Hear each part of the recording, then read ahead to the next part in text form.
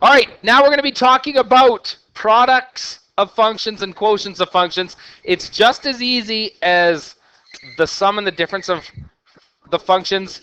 However, we're now multiplying, so it's going to be a little bit more challenging, and the dividing is going to turn it into a rational function, which we talked about a lot in grade 11. So, products of functions will keep the same notation with f of x and g of x and h of x, but products of functions is simply that. When we take two functions and we multiply them.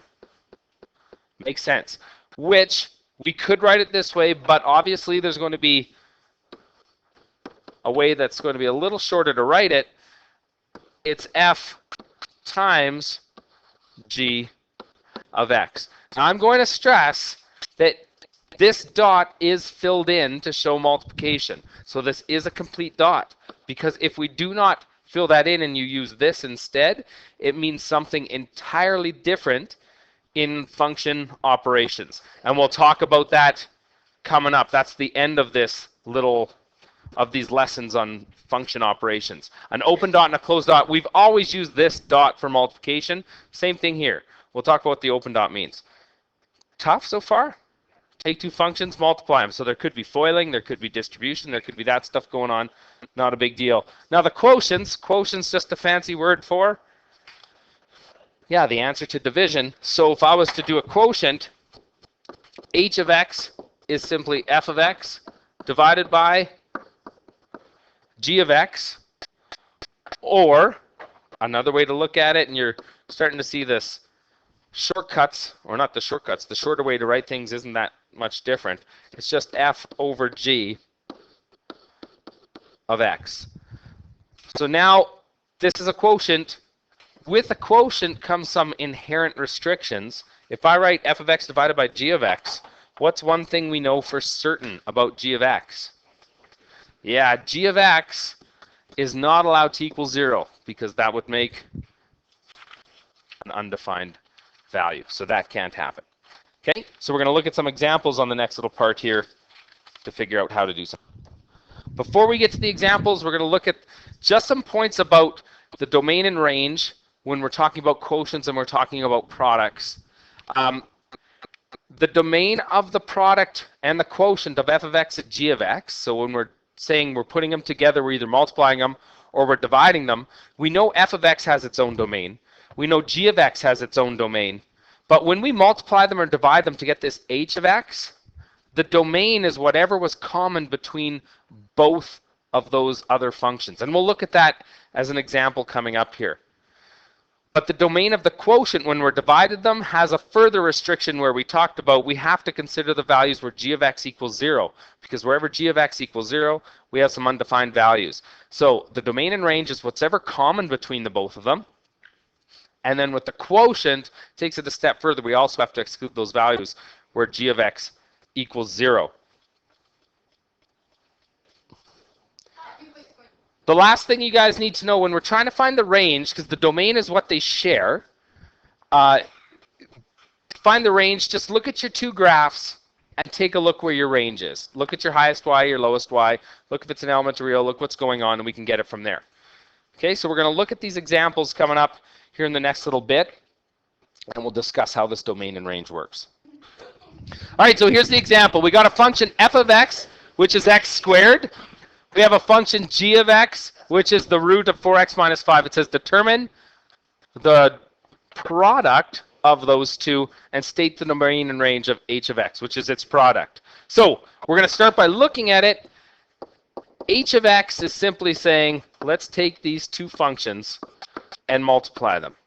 So the first function, f, is x squared. And I'm multiplying that by the second function, which is the root of 4x minus 5. To simplify this, what do we have to do?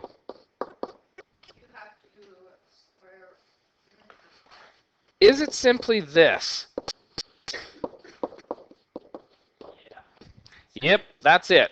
I could put that x squared underneath and make this as an entire radical, but why make more work? So this really is the composition of those two functions if we multiplied it. So step one, determine the f times g of x, we got it.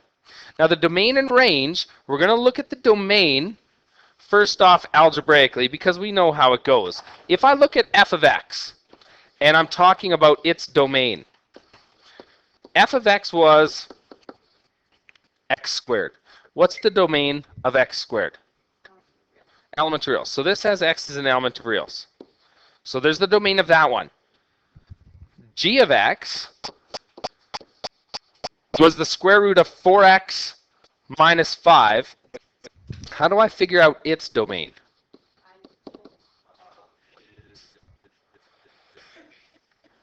It has a restriction, and we looked at it on another example. The restriction is the radicand has to be greater than or equal to 0. So if we start solving, x has to be greater than or equal to 5/4. So remember we said that the domain of these multiplications or the quotients have to be whatever these things share, whatever they have in common. So if I was to look at this in terms of a number line, let's say here is the x.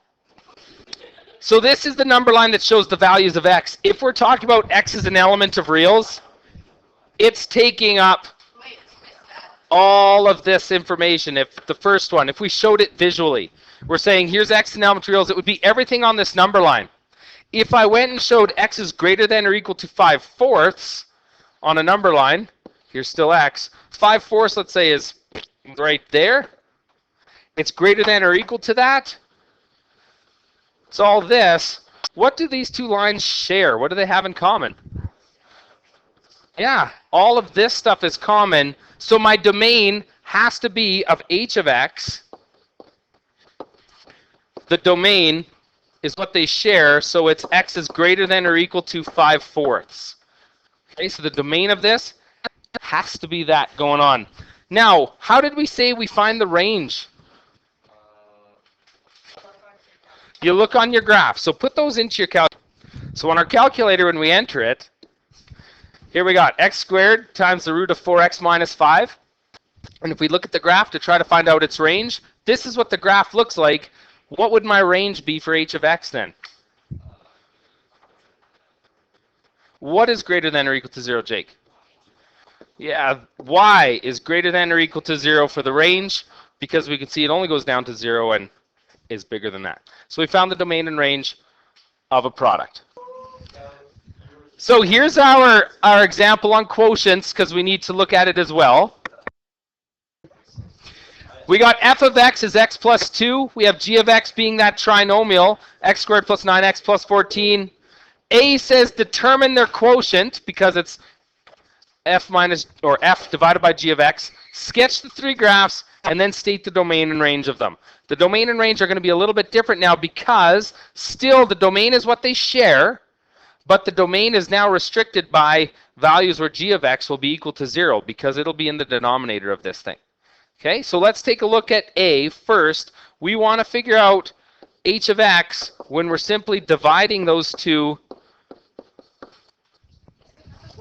expressions, which is x plus 2 over x squared plus 9x plus 14. So, and Alana just said this seems so easy, and it really is. The tough parts come with the little semantics of it, like the domain and range, because you have a little bit more thinking to do. Now we need to get this thing simplified because that will help us. The top is x plus 2. Does the bottom factor? What does it factor to? X plus 2, x plus 7.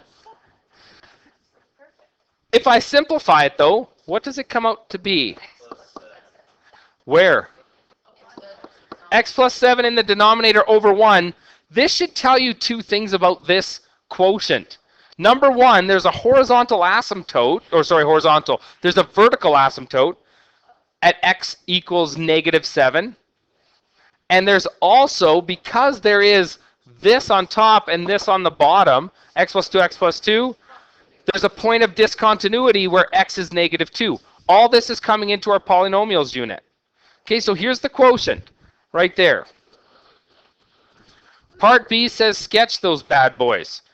I have a great feeling you know how to sketch it. So we're going to skip to C right now in a matter to save some time because you're going to sketch it in your calculators. If we're looking at the domain of these things, we're going to look at f of x, we're going to look at g of x, then we're going to talk about h of x, which is actually the quotient of the two. What is the domain of f of x? Because f of x was just x plus 2. So what is the domain of x plus 2? It's everything. So this just has x is an element of reals. Because f of x was x plus 2, it has all those x's are possible. G of x was that x squared plus 9x plus 14. Just a quadratic, and what is it? It still is x is an element of reals. Now comes h of x, which is technically, if we remember, h of x was that division, the quotient of those two. Is it still an element of reals? Oh, wait. It is to an effect. It's everything except we have certain things it's not. What is it? Okay, x can't be negative 2 and negative 7. Both of those can't happen because they were in the denominator, and we talked about it. Okay, so far so good? Good, so I'm going to give you a few seconds now to just think, how are we going to find that range? Okay, so if we go into our graphs to actually graph this thing, 1 over x plus 7, remember there was factors of x plus 2 on the top, x plus 2 on the bottom, which gives us that point of discontinuity that we'll have to figure out. But we'll look at it later. So here's the graph. We've got to think of the range. The range, if we're looking, it's not touching this, but it definitely is all the positive y's and all the negative y's, which means in the grand scheme of the range, it's going to be y is an element to the real numbers. However, y is not allowed to equal 0. And the other thing it's not allowed to equal is that point of discontinuity. If you figured out what it was, if you put in the 2 in the final one, you'd get 1/5 for that point of discontinuity. So that's the other one place it can't fit. So there, the quotients you can see are a little bit more challenging because there's some things we have to consider. Here's the last little thing if we were giving work, which you should. Somehow I labeled them back. Here we go. Do questions 6 and 4. That's fun. And then you'll be good to go.